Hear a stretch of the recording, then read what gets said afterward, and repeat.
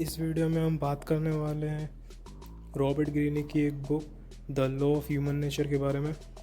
मैंने अभी इस बुक का पहला चैप्टर ही पढ़ा जिसमें ऑथर ने रैशनल और इरेशनल थिंकिंग के बारे में बात करी है और काफ़ी छोटे छोटे पॉइंट्स में भी ब्रेक डाउन करके समझाया है। वैसे बुक काफ़ी बल्कि है तो हम एक एक वीडियो में एक एक चैप्टर कवर करने वाले हैं। पहले चैप्टर में जो यूज़फुल चीज़ें हैं वो है बायसेस और वो steps to bring out your rational self. बात करेंगे सबसे पहले बायसेस के बारे में जिसका हिंदी अनुवाद है पक्षपात। तो सबसे पहले है कन्फर्मेशनल बायस। एक लाइन में समझाऊँ तो मैं पहले जांच करता हूँ फिर अपने नतीजे पे आता हूँ, मगर ऐसा होता नहीं है, ये खाली तुम्हें लगता है। कितनी बार तुमने कई डिसीजंस लिए जिसमें तुम फेल हुए, उसके पीछे का कारण ही तो ये था। मोस्ट ऑफ द टाइम जब भी हम कोई बड़ा स्टेप लेने जाते हैं हम खाली वही एविडेंस देखते हैं जो हमारे फेवर में होते हैं, जो हमारे थॉट्स को और जो हम चाहते हैं उसके लिए हमें और विल मिले वो काम करने की। इसी दौरान हम उन चीज़ों को नेगलेक्ट कर देते हैं जो बातें हमारे डिसीज़न के साथ मैच नहीं होती या फिर उसके एकदम अपोजिट होती है। ये चीज़ तुम्हें सामने से तब ऑब्जर्व होएगी जब तुमने देखा हो अगर कोई कभी तुमसे सजेशन मांगता है, अगर वो जो चीज़ सुनना चाहता है उसको वो सुनने को नहीं मिली तो वो तुम्हारी बातों को नज़रअंदाज करके चला जाता है। और यदि तुमने बातें अपनी उसके फेवर में रख दी तो यहाँ पे आता है लाइकिंग इफ़ेक्ट। इस टॉपिक के ऊपर एक सेपरेट वीडियो बन सकती है क्योंकि इस टॉपिक का इस चैप्टर से कोई लेना देना नहीं है। बात करते हैं बायस नंबर 2 कॉन्विक्शन बायस की। मुझे अपने इस विचार पे बहुत भरोसा है, ये तो सच ही होना चाहिए। मगर क्या सच में ऐसा होता है? मैंने अपनी लाइफ में बहुत कुछ खोया है, सट्टे से लेकर फट्टे तक पे, केवल और केवल ओवर कॉन्फिडेंस की वजह से। क्योंकि जब भी तुम ओवर कॉन्फिडेंस में होते हो तुम वही स्टेप्स लेते हो जिस पे तुम बाद में जाके रिग्रेट करते हो। इसको मैं अपने लाइफ के एग्जांपल से भी समझाता हूँ। मुझे हमेशा से लगता था कि भाई मैं तो टॉपर हूँ, लेकिन मैं हकीकत में टॉपर था जो खाली क्लास से टॉप रहा था।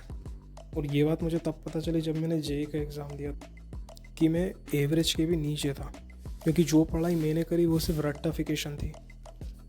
ओवर कॉन्फिडेंस में आके जब मैंने भी जेई में रजिस्टर किया और वो एग्ज़ाम दिया तो उसके बाद मेरे बोर्ड्स के भी नंबर पे इफेक्ट पड़ा था।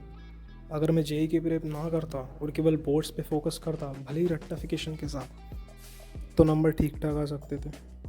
बायस नंबर 3 अपीयरेंस बायस। मैं कभी लोगों को देख के जज नहीं करता, कैरेक्टर को देख के जज करता हूँ। ऐसे लोगों के लिए ग्रीनी जी कहते हैं अपना चश्मा हटा के देखो। चश्मा उस बंदे के पोस्ट का या फिर तुम उसमें भी अपने आप को देखने की कोशिश कर रहे हो उसका।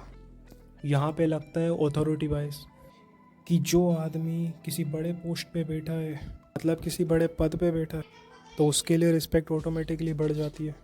उसके द्वारा कई बातों को भी लोग आँख बंद करके मानते हैं। याद है कोविड का टाइम, थाली बजाई थी ना सबने। Now let's talk about group bias. Humans are the social creature. हमारे लिए अकेले होना काफ़ी भयानक है। ये चीज़ रिलीजियन में तुम्हें काफ़ी आराम से देखने को मिलेगी। जब मैं 7th स्टैंडर्ड में था तब मेरे साथ ये चीज़ हुई थी। वो इस तरह की एग्ज़ाम हॉल में बैठे थे सारे बच्चे। हमारी क्लास का जो टॉपर था उसने last 10 minute of the exam बच्चों को आंसर बताने चालू करे चूज़ द करेक्ट के।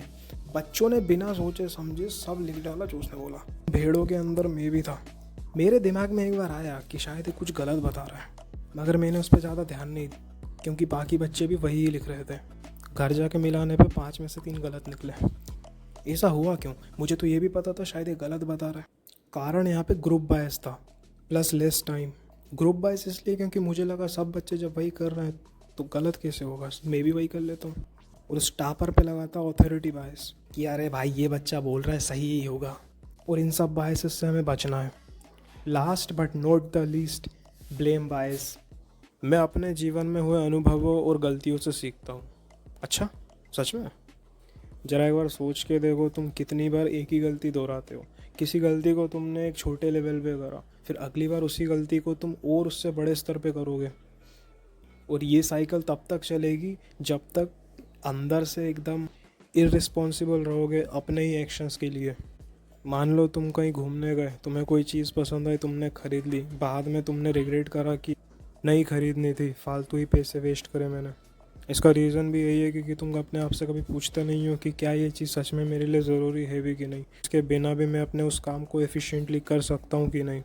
अब इन टाइप के बायसेस से बचने के लिए अपने अंदर के रैशनल सेल्फ को बाहर कैसे लाएं, तो इसके कुछ तरीके हैं। ग्रीनी अपने book the law of human nature में बताता है, सबसे पहले अपने इमोशंस को कभी भी अपने ऊपर हावी मत होने दो।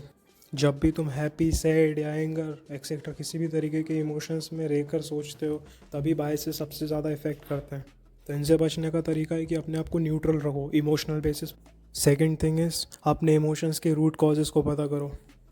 मतलब जैसे गुस्सा है तो क्यों, या जिस बात पे गुस्सा आ रहा है वो गुस्सा करने लायक बात है भी। जब तुम्हारे इमोशनल पुल सेटल डाउन हो जाए उसके बाद इस बात को सोचना, तब जाके क्लैरिटी आएगी। अपने रिएक्शन टाइम को बढ़ाओ, किसी भी डिसीज़न को लेने से पहले उसको थोड़ा टाइम दो। लोगों को फैक्ट की तरह लेना चालू करो, किसी को वैसा बनाने की कोशिश मत करो जैसा तुम उन्हें देखना चाहते हो, क्योंकि वो नहीं बदलेंगे। इससे बेहतर हमें उन्हें वैसे ही एक्सेप्ट करना चाहिए जैसे वो हैं, ये ग्रीन ही कहते हैं। तो चैप्टर 1 में जितने भी इम्पोर्टेंट पॉइंट्स थे वो मैंने सारे क्लियर कर दिए। इस वीडियो में अब इतना ही, मिलते हैं अगली वीडियो में।